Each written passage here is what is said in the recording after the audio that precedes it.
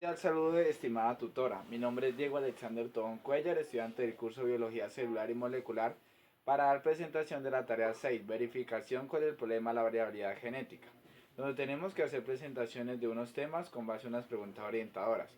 Como primera pregunta, tenemos por qué la meiosis contribuye a la variabilidad genética entre las especies, pero no lo hace la mitosis. Donde teníamos que hacer unas maquetas. Eso utilicé octavos de cartulina con plastilina. Y entonces aquí tenemos, en este caso tenemos un cromosoma principal. Este cromosoma hace una interfase que se llama meiosis. Uno se da la duplicación o replicación. Al hacer la replicación salen dos células hijas. En cada célula hija que harían 23 cromosomas y 23 cromosomas nuevamente. Estas células hacen otra interfase llamada la meiosis 2. En la meiosis 2 salen y se duplican dos hijas, en este caso al haber pasado ya por la interfase 1, interfase 2. Ya ocurre como tal el tema de la variabilidad, porque pasaría de ser células diploides a ser células haploides, es decir, que estas ya no son originales, y aquí ya se evidencia el proceso de la variabilidad genética. Esa se convierte en células sexuales y dan lugar a un nuevo ser viviente. La pregunta nos decía que por qué en la mitosis no ocurre la variabilidad genética. Entonces, a diferencia de la mitosis, que son células que por más que se repliquen, siempre van a ser iguales, donde la mitosis produce células hijas identificadas a la célula madre, por lo que no hay intercambio de material genético entre las distintas células. Esto no contribuye a la variabilidad genética entre las especies. Como segunda pregunta orientadora tenemos cuál es el origen genético.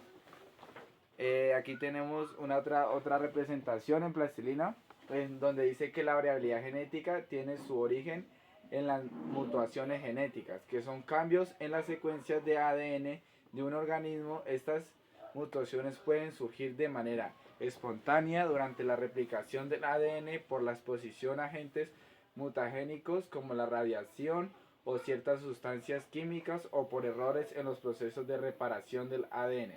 Además, la variabilidad genética también puede ser producto de la combinación genética, un proceso en el cual se intercambian segmentos de ADN entre cromosomas homólogos durante la meiosis. Estos mecanismos, juntos con la selección natural y otros procesos evolutivos, son responsables de la diversidad genética que existe dentro de las poblaciones de organismos.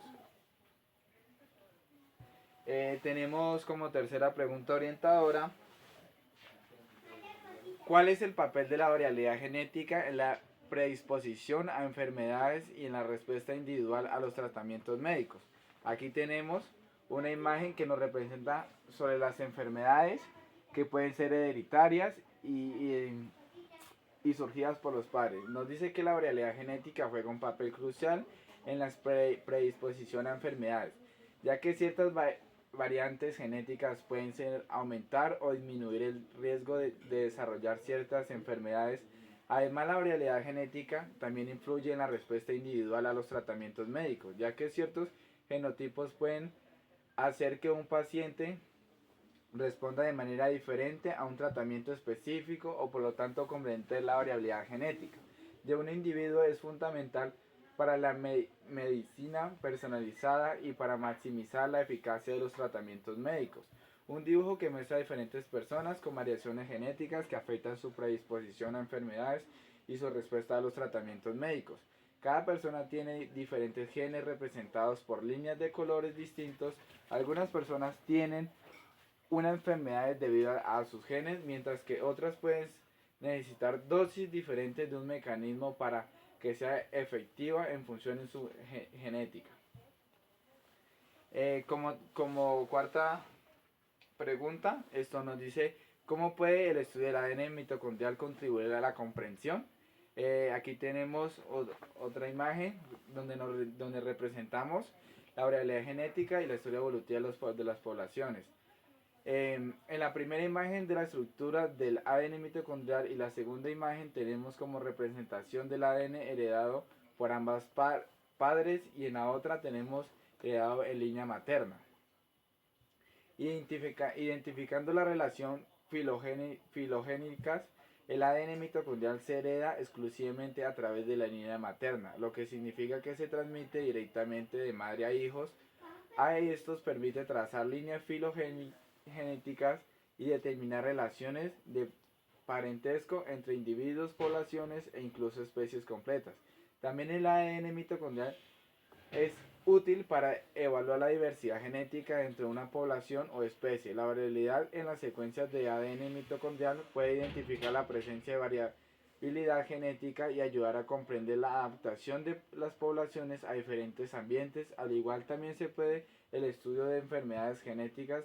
El ADN mitocondrial puede contener mutaciones hereditarias que causan enfermedades genéticas como las enfermedades mitocondriales. Estudiar estas mutaciones. El ADN mitocondrial puede ayudar a comprender la base genética de estas enfermedades y a desarrollar posibles tratamientos. Aquí representamos la maqueta y donde terminamos los temas sobre las preguntas, pero como por último tenemos cómo aporta este estudio en mi carrera profesional de tecnólogo en regencia de farmacia.